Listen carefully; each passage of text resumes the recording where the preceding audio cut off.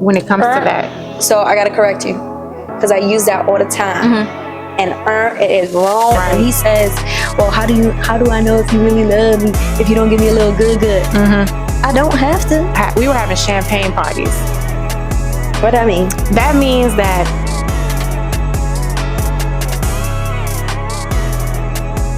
now we're back. Okay, you guys, welcome back to Fine Kind of Divine. My name is ZJ. My name is Vany. And we're on episode 19 already. Thank you for tuning in. Thank you to all the people that continue to support us. We really, truly appreciate you. Yes. So on this episode, we want to address how a lot of people are just super hopeless in the dating space. A lot of people that I know that are single say it's a mess out there. Like, what is going on? Every time I try to put myself out there, it just does not go accordingly. Yeah. The reason why is because we're doing it all wrong.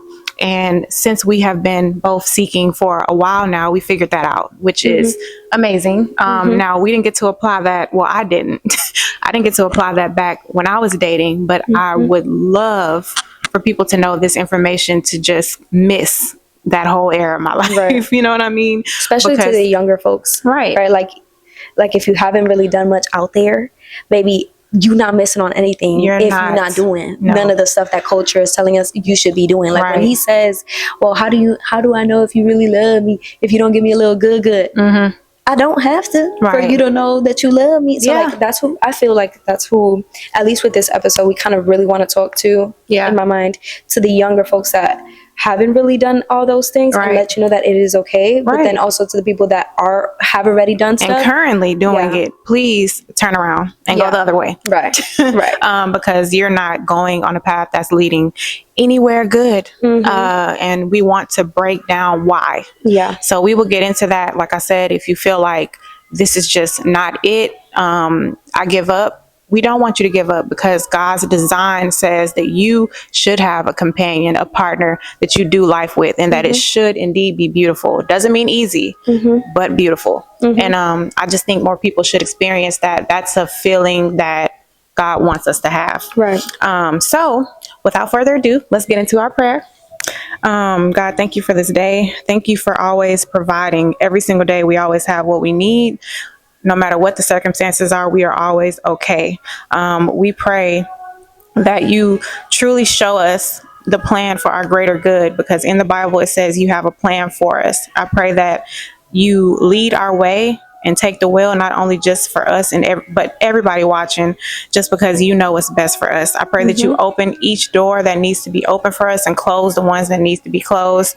I pray for everybody out there looking for genuine relationship and genuine connection with others, and they're struggling. I pray that you give us the discernment to really tell them about our mistakes so we can lead them not to destruction, because we know what that feels like. I thank you for this day. I ask that you speak through us in the name of Jesus. Amen. Amen. Beautiful. Okay. So well, we're gonna get right into it, and hopefully just addressing that the music, I hope, is not too loud. We're just picking up on it. Still trying to figure out the new environment, around how we're gonna record. So Vany is coming to me now. We used to be at her house, but now she's coming to me, and we're just making it work because I just dropped the baby in the world. Not dropped the baby, just delivered. I just delivered. So she's coming to me so I can be close, breastfeeding, all the things. Bear with us. For anybody still watching, I know it's a different change of scenery, but we still gonna hit the same way. Yeah, exactly. We good. Okay, so I took notes, so my phone is all flopping over here. I do want to hit on certain points of what is actually going on out there, and then we'll speak on each one. So right now, what is the issue? Number one, casual dating and hookup culture. This is indeed nowadays considered normal. However, it is not good for us for several reasons. I'll speak on it a little bit, and then I'll let Vany speak on it. Oh yeah, I forgot about our stories. I wanted to start with stories, and then we'll trickle into this. Let me back up. Okay, we said that we were going to tell our most jacked up dating world stories of when we were dating the worldly way. Okay, here's mine. I'm gonna go real quick because I don't want it to last too long. So I was casually dating a guy that I knew from college. Very sweet. I'm not saying like this man is married now. He's about so respectfully, right? Respectfully, if you happen to be watching, or the wife happens to be watching, no hate, no shade. Yeah, ain't no names gonna be dropped. Yeah. You know, this man I'm sure has grown into a family man now, but back then he was in the world. So this goes along with like men not being able to control their sexual desires. Right. I think that is one of the number one things that causes a lot, like spiraling from that, and women as well. It's like we want to satisfy our sexual desires, and at what cost though? Like it kind of like doesn't matter if that person is right for you. Like that's just what you want to do automatically off of physical attraction. Right. We think in our mind that this is normal because everybody is doing it, but it's not. And it also leads to like emotional detachment, and it also leads to a lot of turmoil within because you're mixing with all these different spirits. But my story, so I was seriously dating this person. At the moment, we were in our party era. So drinking a lot, like, you know, we were having champagne parties.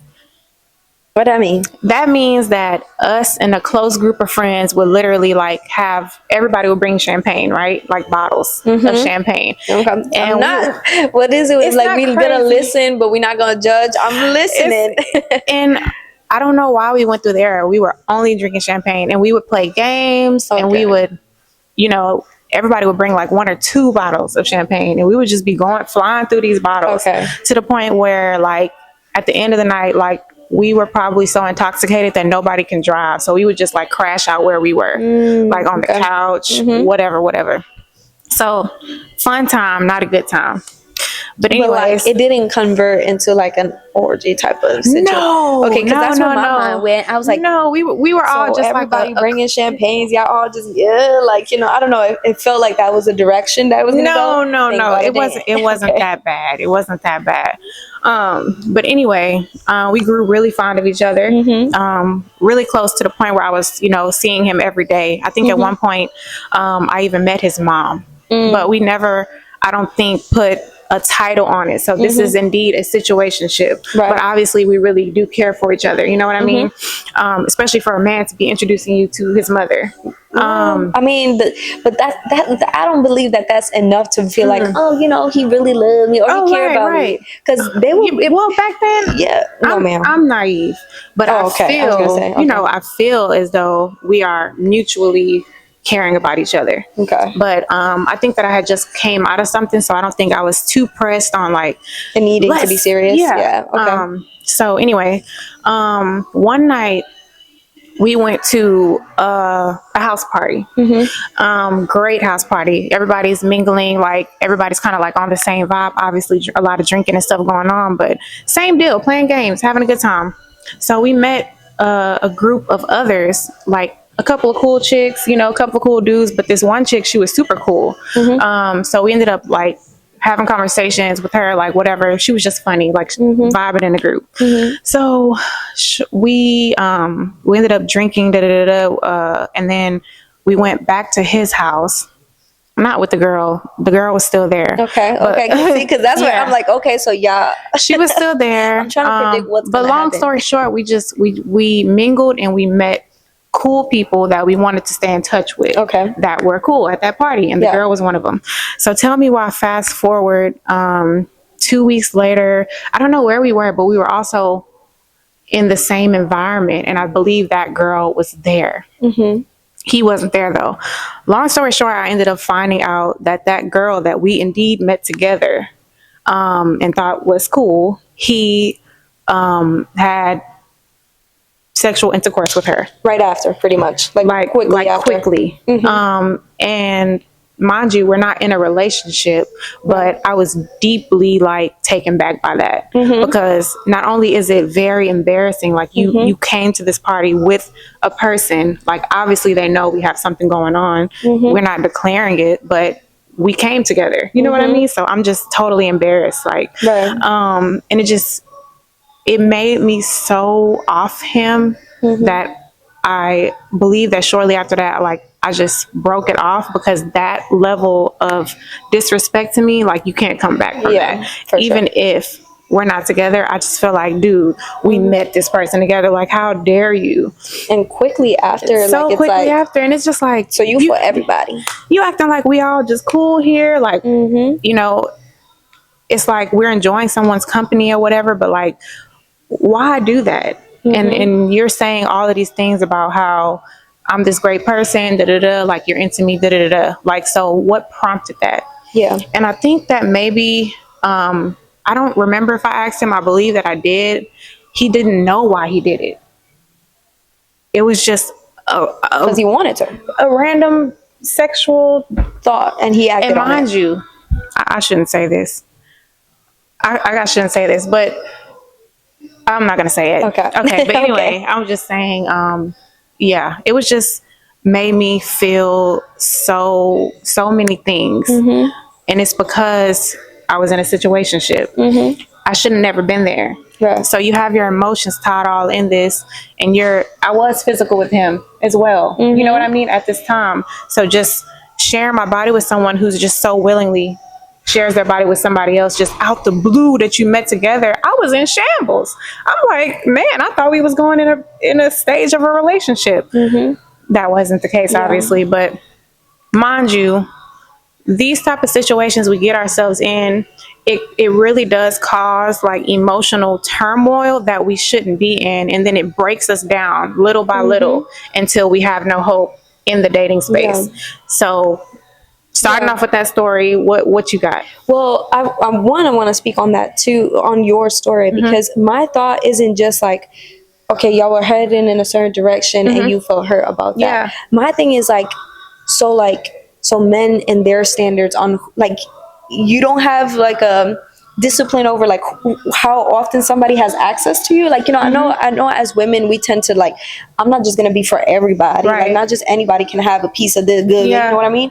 But like, men, do they not have the same thought? And I would say, I think I have the answer to that. I don't know if you're watching, you're a man, tell me if I'm wrong, but like, I've met certain dudes that really, they behave that way. They're like, there's no way I'm gonna just give myself to just any woman, especially that quickly and stuff like that, because they do have standards on. Is it a spiritual standard or just a self-respect, self-love standard? I think it's some of them are not necessarily people that are in a relationship with Christ, but it is just a discipline thing, right? Because let's be real, like, there is consequences to this other than just like, you know, obviously you can have a child, but then sickness and like health and issues like that. So there are some men that are like, yeah, absolutely not. I'm not just going to get sick out here. Right. And then two, the people that are not necessarily living that way, it's a lack of discipline in everything, right? You know what I mean? So like, I'm pretty sure I've used this before. It's like the way you do one thing is the way you do everything. So when you don't have a discipline with the constant women that you're giving yourself to,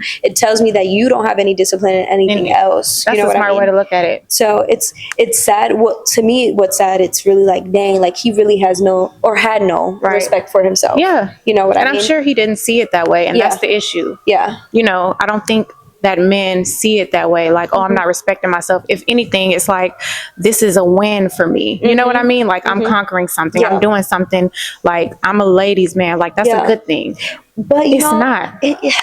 But it's like, I think we women also feed into it. Like, we're also part of the problem because, you know, we all want the guy that everyone wants. You know what I mean? Good point. You know, so it's like this guy that's telling you already that, and he's, you know, like the way he's moving, you see it, you know that all these women do have access to him. And we're like, but like, he is so fine. Like, but like, he's giving me attention. Exactly. But everybody so I must matter. No, you know, and I must be different. That is something that, if anything, that's the one thing that I never played into, because I've always dated for personality. Like, even if it wasn't the most attractive person, I liked for somebody to make me laugh. Like, I like, you know, just stuff like that. But I know that's a thing, and it's a very popular thing. You know what I mean?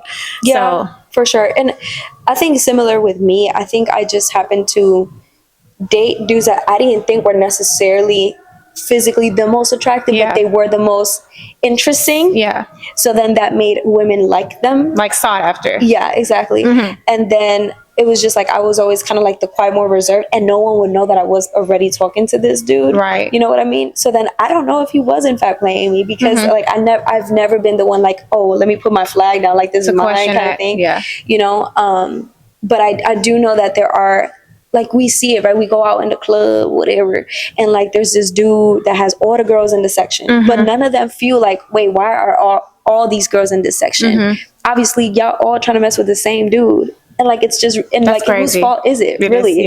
Is it really theirs, or is it us that we're kind of incentivizing him to do that? You know, it is both, for sure. But I think I'm always big on like, I gotta take accountability for myself. You know, like I can't constantly blame the other sex when I know I'm giving him reason to continue to think that that's okay. 100%. You know? But I would say for my story, and I don't know if I have already shared it before, the one that I always say, I'm like, yeah, this definitely could have gone south, this was right after high school. Because, was it high school? Yeah, it was like right after high school. Like, I didn't graduate from college, but like I tried. So I want to say it was like the second semester of college, right? So freshman year, second, whatever. And I was on Twitter at the time, when Twitter was Twitter, not X. And there was this trend at that time that was like, find people or find men of 713, find woman of 713, right? So like there was the same trend was back home, and it was like, find men of the 203 or 860, I think was the area code, something like that. And I'm like scrolling, like, let me see who find. Where was that? This was on Twitter. But what's that zip code? So it's back in New Haven, right? So New Haven. Okay. So 203 was New Haven, but 860 was like the northern part, I want to say, of Connecticut, right? I mean, and Connecticut is yay big. It's literally damn near the same size of Houston. Like, you know, it's not so big. So I'm over here like scrolling, like, ooh, let's see who find out here. Because, you know, it's so small that you see the same people. Like in New Haven, everyone really knows like everyone. And even if you don't know that one person, it's specifically, you know someone they know, right? You know? Small town Yeah, so vibes. It's really small. Yeah, it's still kind of a city vibe, but it's definitely a small city, you know? So here I am scrolling, and this dude come up, and I am not gonna lie to you, I like... jaw drop. I gotta pick it up. Like, I was like, oh my God, this guy is beautiful, right? So like, and I noticed that other girls that I know from New Haven, right? So New Haven was 203, but this is 860. So this was like not even in our city. It was a different city. It was Meriden. So no, was it Meriden? No, New Britain. It was New Britain. So if you're watching and this is you, and my bad. So so it was him, right? So I'm like, dang, even the girls from back home, like from my city, they like over here commenting on his thing. And I was like, well, I'm not gonna be one of them. I'm gonna message him privately. Oh wow, you know, that's bold. Yeah, no, for real. So then I messaged him privately, talking about like, well, you definitely give catfish vibes, because like, how in the world is there this man that looks this good? I'm probably gonna even show you a picture afterwards, because I need you to understand how unreal it felt like this man existed in the world to me, in my eyes, and clearly a lot of women's eyes. So I messaged him. I was like, show me if you're really real. Send a picture with my name written on it, like, you know, like on a piece of paper or whatever. That's extremely bold. No, oh my gosh. Who was I? Like, what was I doing out here in the world?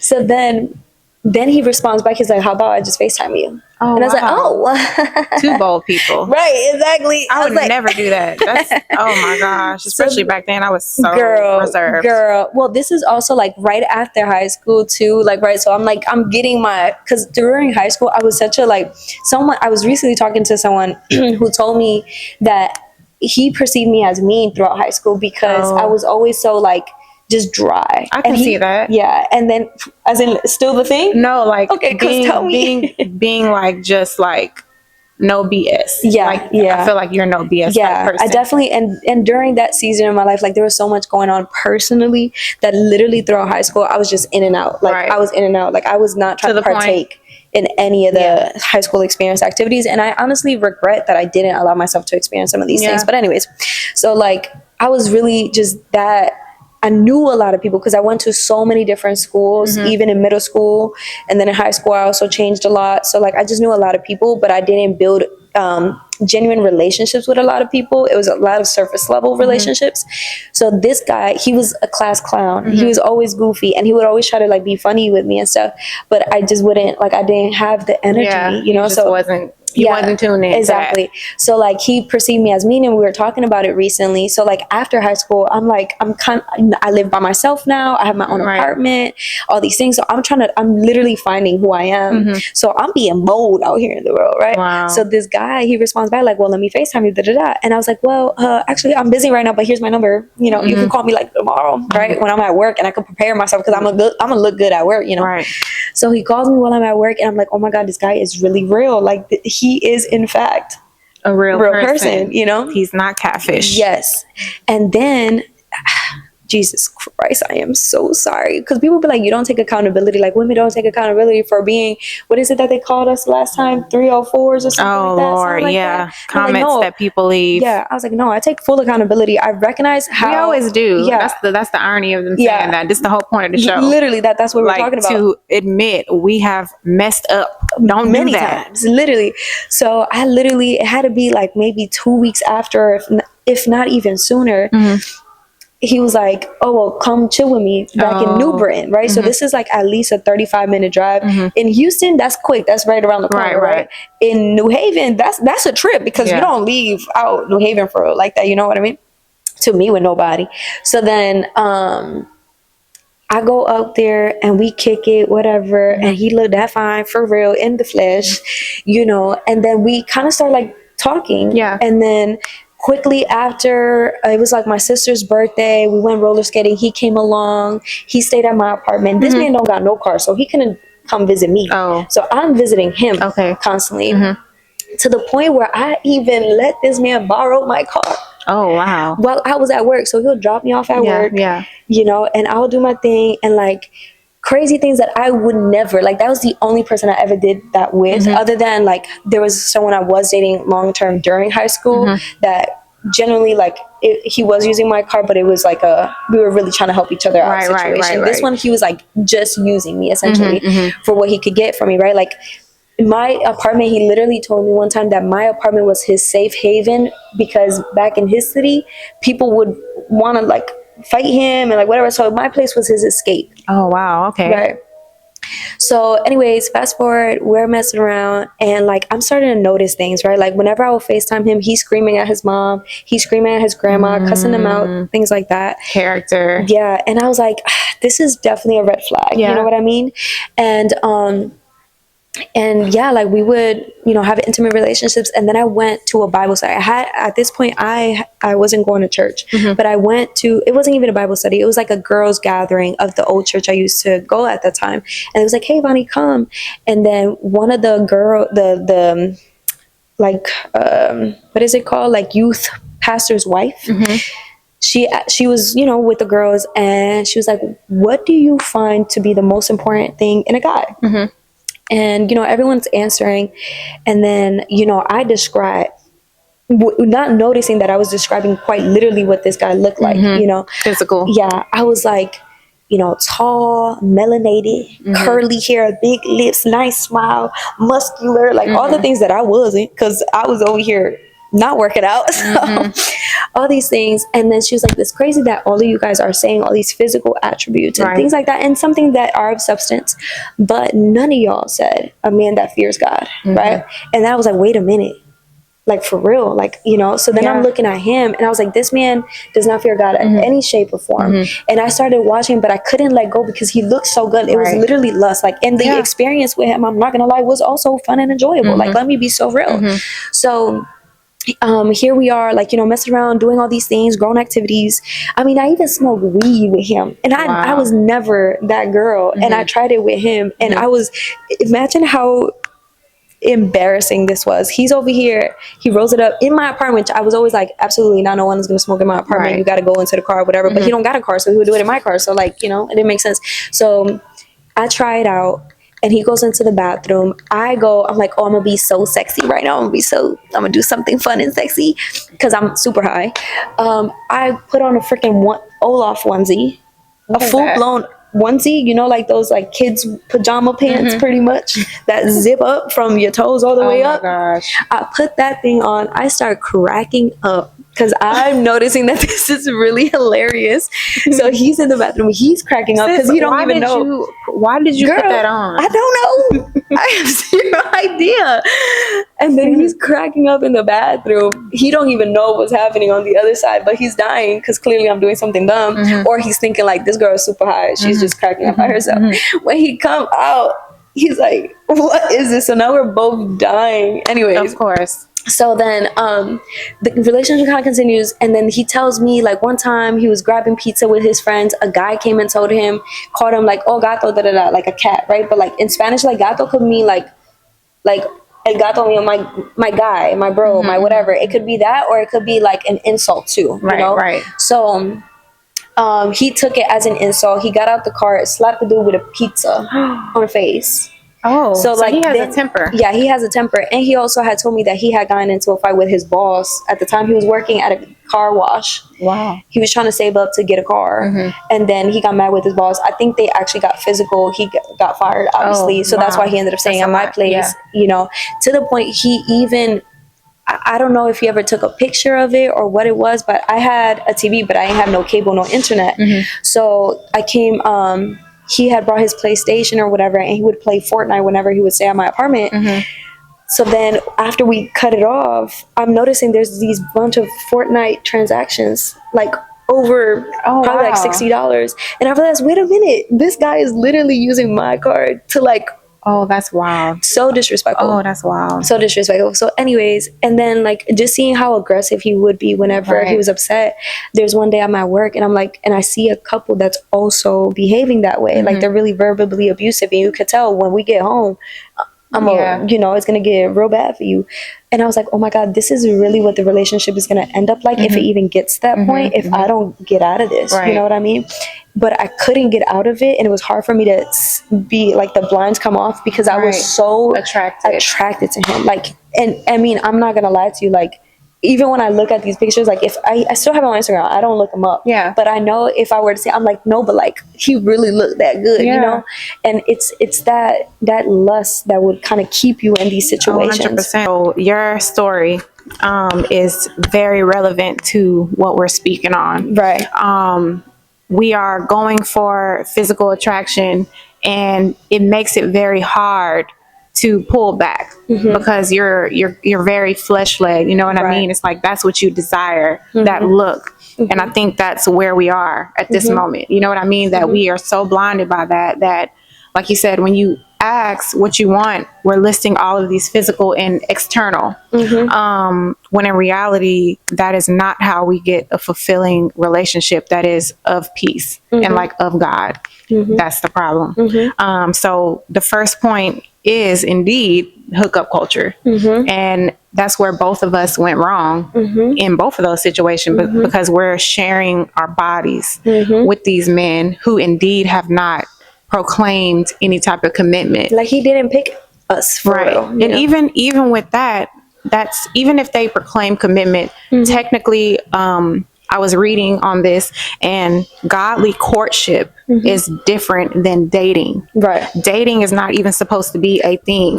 You're not supposed to have a girlfriend or a boyfriend. Now, I know this is so unpopular, and I know this sounds absolutely insane what I'm saying to you, but if I could do it again, I swear to you that I would do it like God is saying. So godly courtship is getting to know someone on a spiritual level, and it's also a friendly level. Like you're getting to know this person. And also, I learned something new about godly courtship. You're supposed to do this in supportive communities, meaning like go to church together, go join a Bible study together, like other people.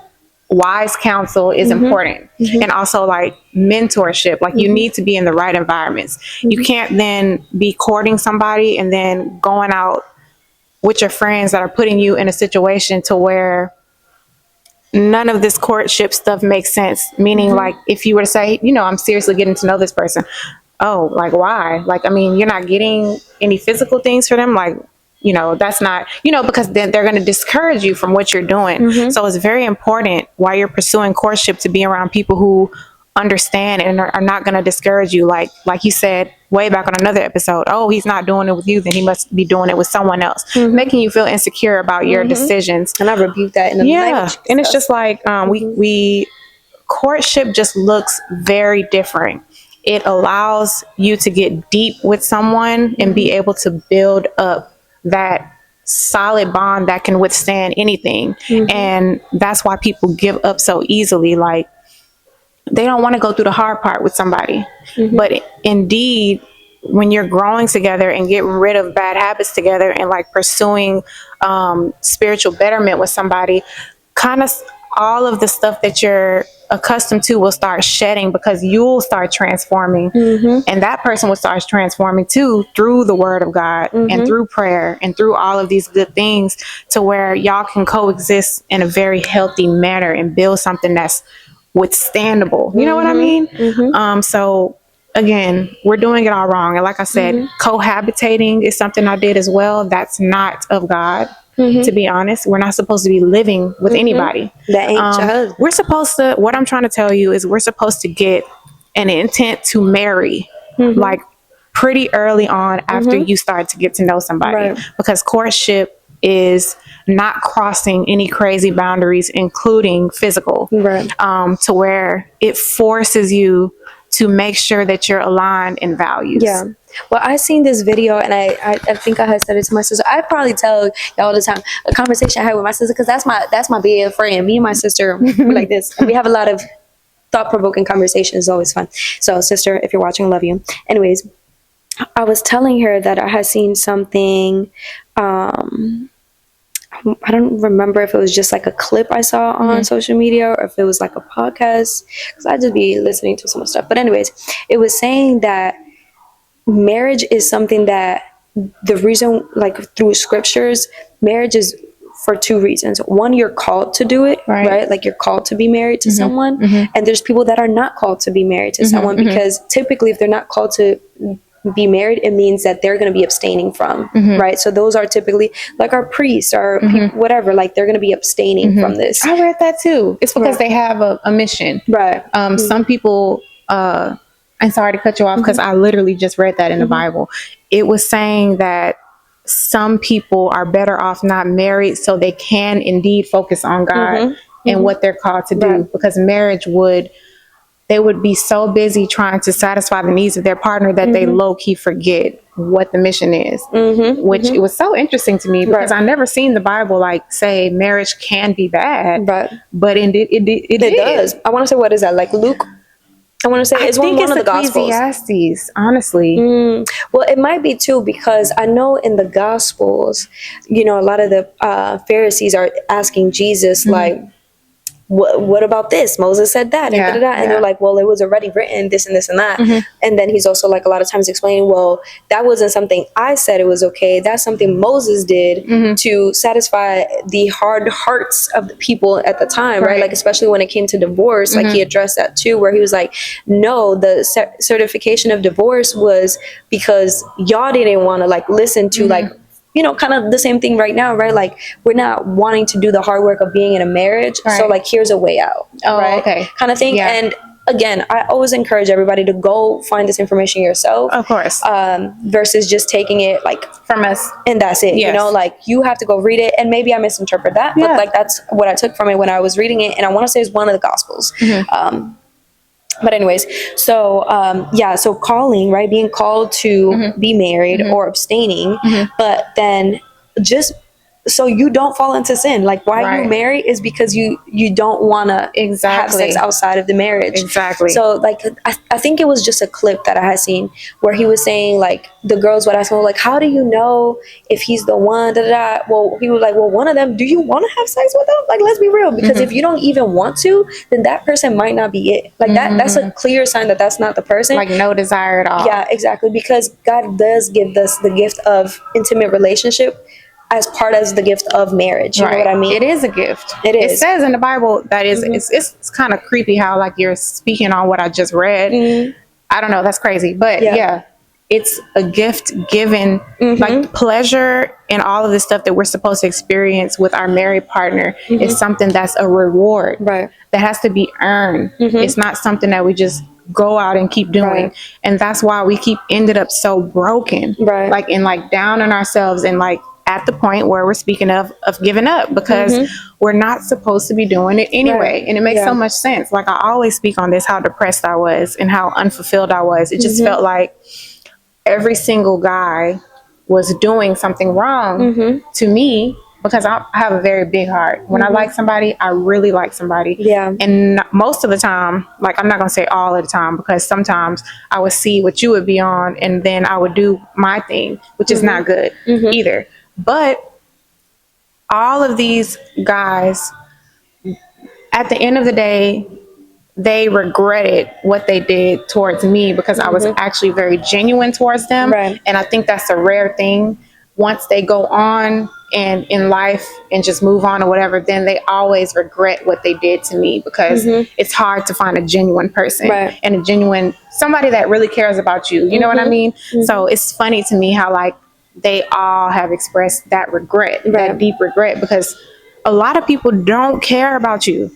Like, they're trying to see what they can get, what you're attached to. Like, it's a sad thing, and we have to stop operating out of self-gain, because that also leads us to the wrong person. Like, what can I get? You know, what place can they get me into? What access can they give me? Like, this is not God's intention. You know what I mean? Were you finishing a point? Well, I mean, I guess in part, because with that conversation with my sister, something she had said was kind of like, well, that's crazy. Like, so just to not to fall in temptations, so we should just get married, right?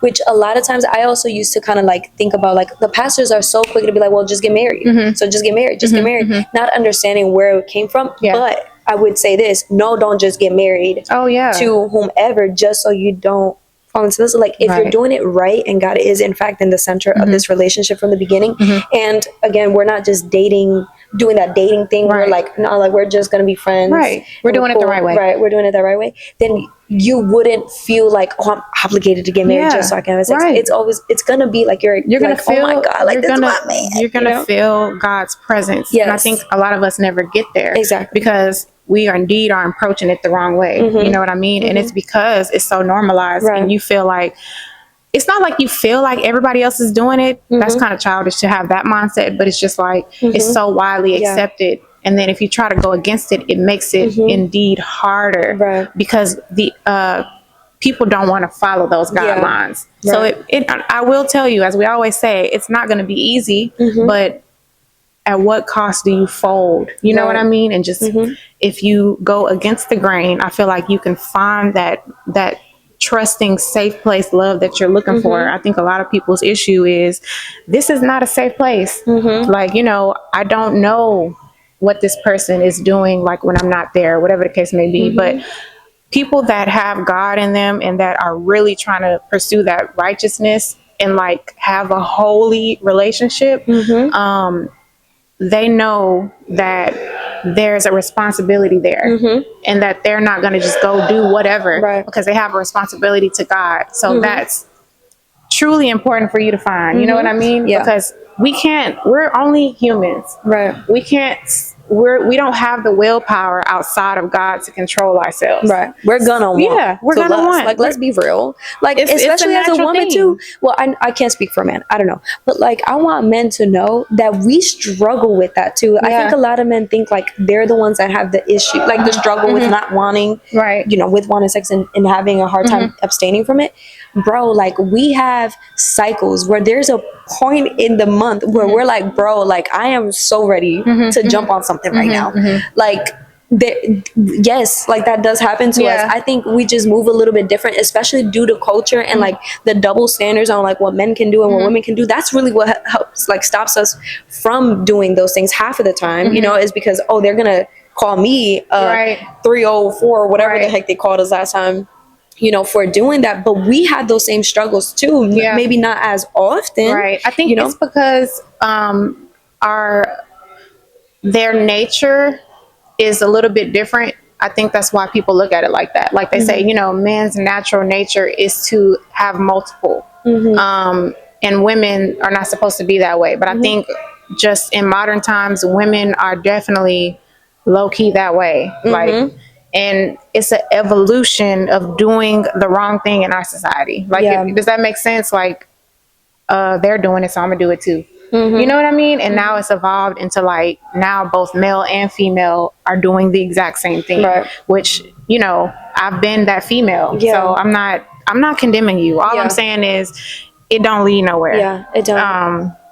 So the next thing I have here that we're struggling with, ghosting and lack of communication. Someone very, very close to me has experienced this recently.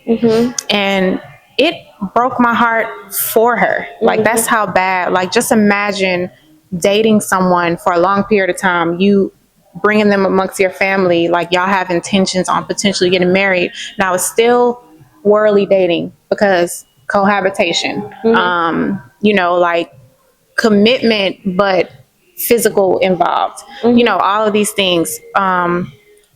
This person totally like ghosted her after dating for like, I think a year and a half, and no huge conversation about it.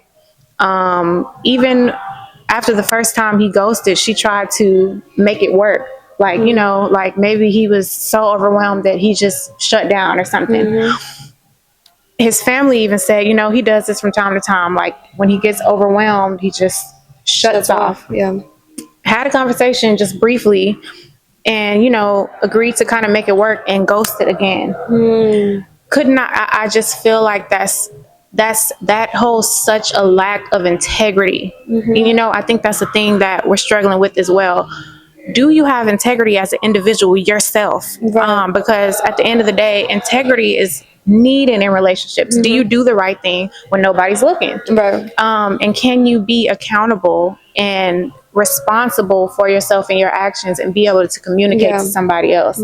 You know what I mean? It's a lack of character that we're dealing with as well. Ghosting is so, I hate to use the word lame, but it really is. You have no accountability, and I feel like you possibly are running from something because it's hard, and you're running from conversations because it's hard, but this is how we indeed grow. And even if you're not super close to a person, like dating a year and a half, the least you can do is have integrity and tell the truth about where you are and where you're trying to go. Or just be like, hey, this is not going to work out. I would rather take that than absolutely nothing. And I think I probably battle that not so much in the dating scene, but more so in the friendship. You know, I think that's where I struggle with that, because, and I think we normalize, like, I don't really got to explain myself. Like, obviously you did me wrong, so like, I don't owe an explanation to why I'm ghosting you. And I've seen a lot of that content, and I'm not gonna lie, like, there's some times where I battle with that. Again, more so in friendships, because I'm like, why do I gotta explain that you're a trash? You're not alone. Right. But I think you're right. Like, I think it's trying to avoid to have the more serious conversation, or just thinking like maybe that person is not gonna care anyways. Like they're not gonna listen, and perhaps it won't at that time. But maybe down the line, like that's something like, dang, like someone did tell me about this. You know, someone did call me out. Like this is how I treat them, and this is why these relationships are not working out. Like, and maybe they won't ever remember that conversation or address it, but at least you would have done your part. And I think, you know, I'm same thing with friendships. Sometimes I just allow it to go, but now as I mature in my spirituality, that feels wrong. And so I'm convicted, you know what I mean, to like be the bigger person. Like even now there's certain people that I just kind of like stop talking to because they did something or they distanced themselves, and I clearly don't know what happened. So I'm just confused, and that confusion makes me just leave it be. Which, even though they have done something or distanced themselves, like it's justifiable, right? I feel, you know, I feel like that I can still reach out and be like, hey, what happened here? And that's where I am in my spirituality. I love that the word transforms us into who we need to be for the kingdom. Once you start getting in there, your spirit tells you what is right and what is wrong. And so that's why it's so important to seek, because I kid you not, it will change you. Like the word will change you. prayer will change you. And I just think that's so powerful, and hopefully people want to experience that. I think we should all strive to be the best version of ourselves. And when you do, you get the most out of life in the right way. Right. You know what I mean? And I wouldn't even say the best version. Well, I guess in return, it would be the best version of ourselves, but mainly like the best version of a representation of God, right? Like, you know, like we are the same thing you were saying kind of earlier, like, you know, when that person has a relationship, like, you know, they have a responsibility towards God. Yeah. Right? It's the same way. It's like even in that cutting people off, like it's a responsibility towards God. So I want to represent him well. Right. Because I was in a similar, again, more friendships. Because with dudes, I would be like, yeah, you tripping. Yeah. Like, you did me dirty, bro. But I also don't have any really negative blood with anybody that I've ever talked to or dated. Do you explain anything, or you just also like let that go too? I think it's always been kind of cut off. Yeah. Maybe like I'm trying to think of someone, like for example, obviously that guy, it was very clear why it didn't work out, right? Like, you know, like we addressed that. I would say one person that I was talking to when I first moved to Texas, but like, first of all, I was moving to Texas. Yeah. So like, what do you thought was going to happen when I left out here? Right. And I didn't necessarily address the exact reason why I cut him off. You know what I mean?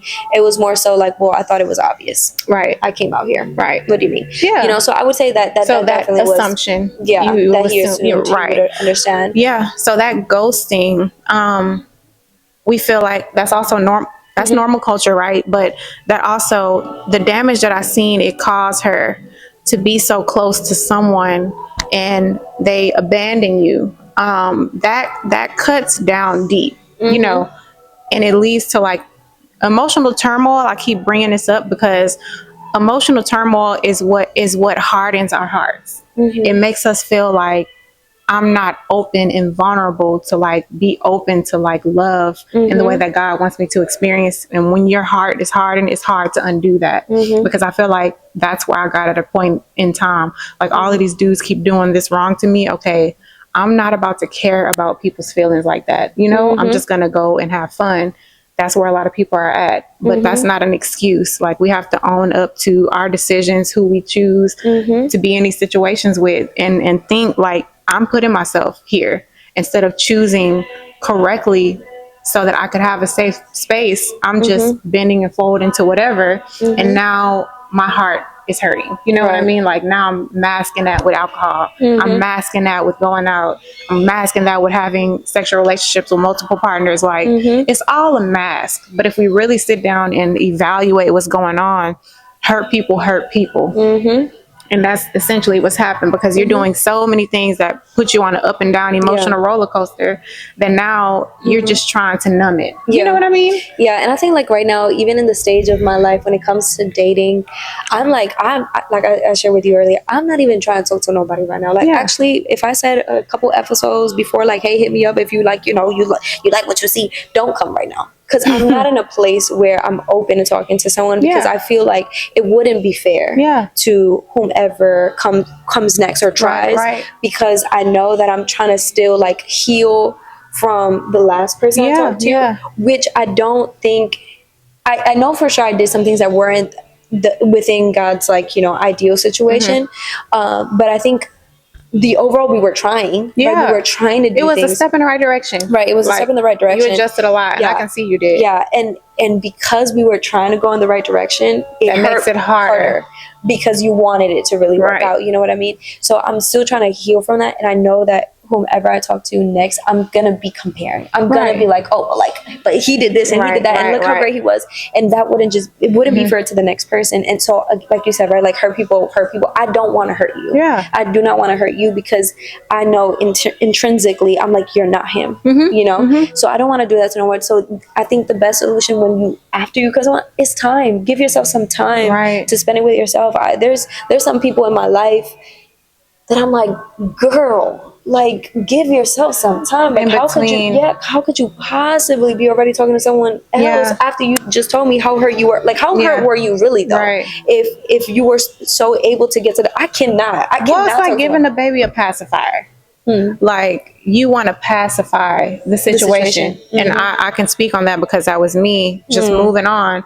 You want to feel better. Like, so you go, talk to someone that makes you feel good, that makes you feel pretty, because you are at a low point. But like you said, that's so immature spiritually and emotionally. Like, we need to heal from our situations and not bring that baggage to somebody else or that damaged spirit that we are indeed, now we're putting that spirit on someone else. You know what I mean? And we can't fully ever hide it. We think we are, but it comes out. It's gonna come out eventually if you're not healing it. Okay, so last thing we will touch on, obviously there's many more points. I think there's like 7 of them, but we will be sitting here all day. We will probably get to the next one in the next episode. But the last point that we want to go over is dating apps and superficial connections.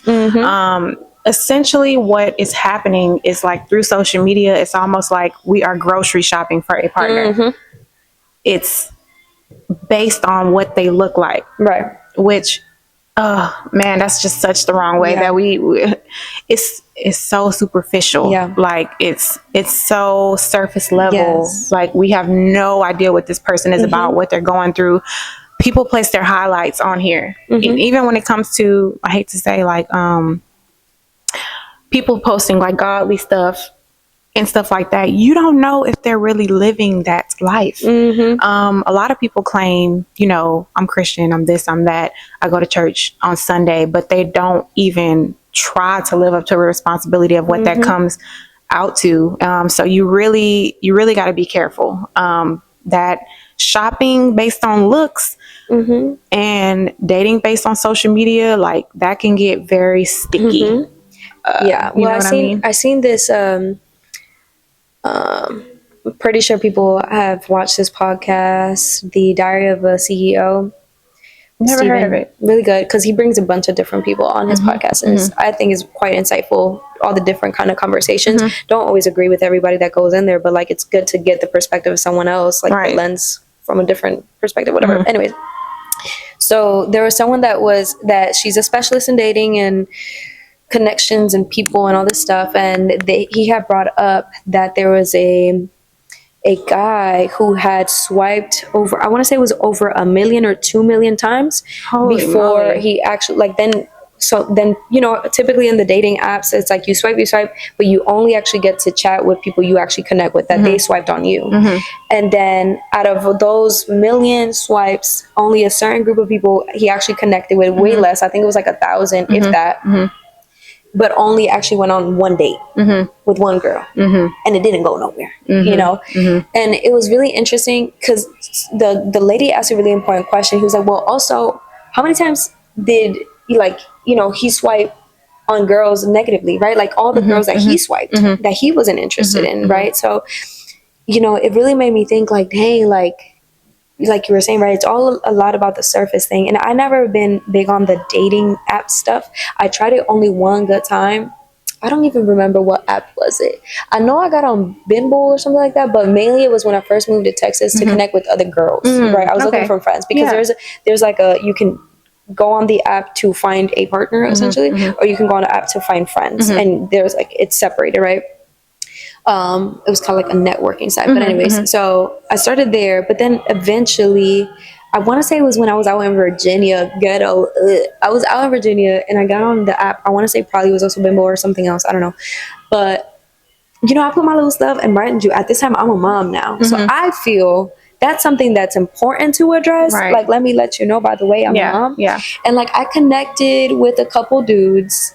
I actually went out to hang out with one dude who also claimed to be a Christian. But he took me to go gamble. And I was like, I don't know if this is right. But like, okay, sweet guy. Didn't go nowhere, obviously, with that. And someone else, he had swiped on my thing, and like, I swiped, it was a Caucasian man, which was respectfully, like, haven't ever really actually talked to a white guy, like, like that. I always felt like culturally, like, I don't know how they would manage my type of personality. I just always felt in the presence of white people, I feel like I'm doing too much, and I don't like feeling that way, because I want you to accept me for who I am, So I always felt like I don't know how that would work. But anyways, so he looked nice, Yeah. you know, and like he seemed adventurous and funny. Like the way he would put the things in his thing, it seemed funny. So I swiped on him, but then he was like, "Hey, like I swiped on your thing, right? Because we connected, right? Yeah. So he sent me a message, but he said, "Hey, like I know I swiped on you and everything, but I'm not gonna lie to you. Like I don't want to disrespect your time or anything because I saw you have a kid, and that's just not something I'm ready for." And I respected him so much for doing that. But but you know, I'm not gonna lie. You know how many times I swiped? I was like, so all of y'all not cute out here in Virginia? Like, so y'all all funky looking? And I felt so like, I was like, I can't get on this app like that because that's the nature of the app, you know? Like, right. That's exactly. what you're because gonna, that's what they're gonna initial attraction. And I think that's just how it's built, right? Like it's built for it to be like surface type of relationships. Like I've met some people that have had genuine relationships come out of them, but I feel like it's such a one-off situation. It's like it's not as common. Like it's not really working the way it should, or at least if that was their intention, it's not going in that direction. It's casual dating at its finest, you know?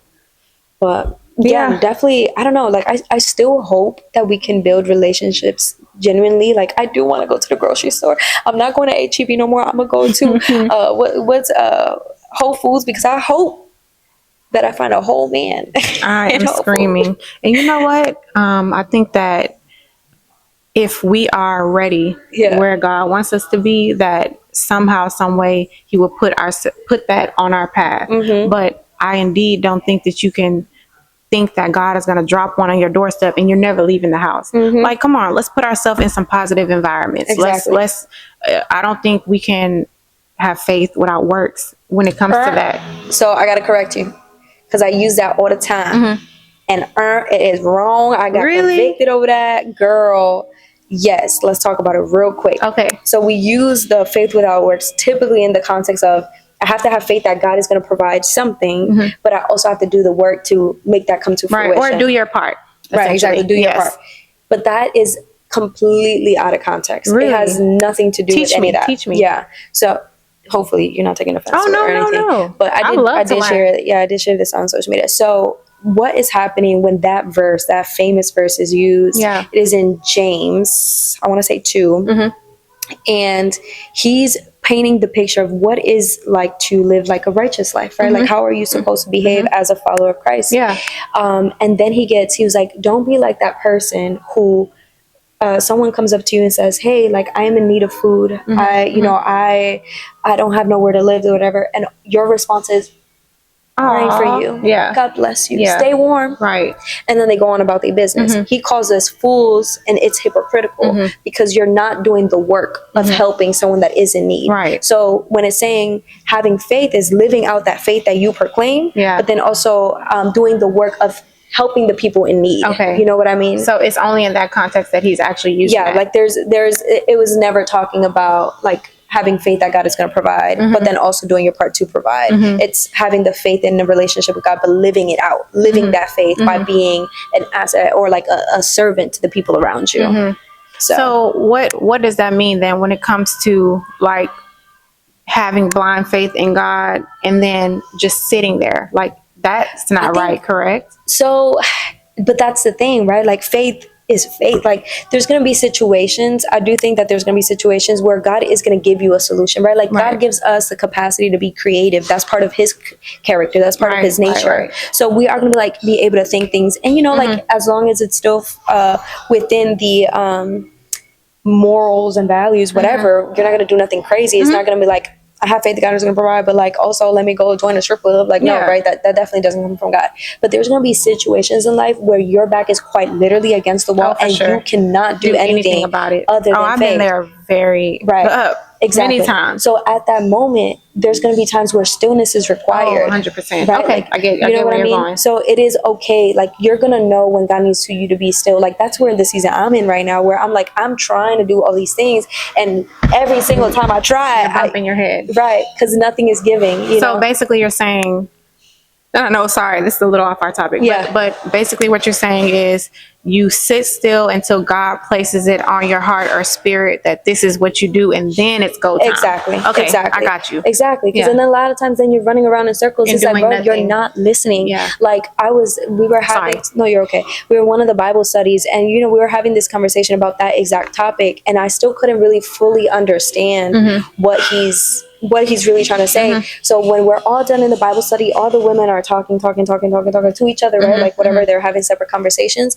And I'm sitting there and God's like, this is what it sounds like in your brain when I'm trying to talk to you. You can't make out what nobody's saying. Right. People are having conversations, but you can't even understand what they're talking about because there's so much going on. That's what's happening in your brain right now. Okay. You're constantly, I need to do this, I need to do that, all these things, but you can't even hear me when I'm talking to you.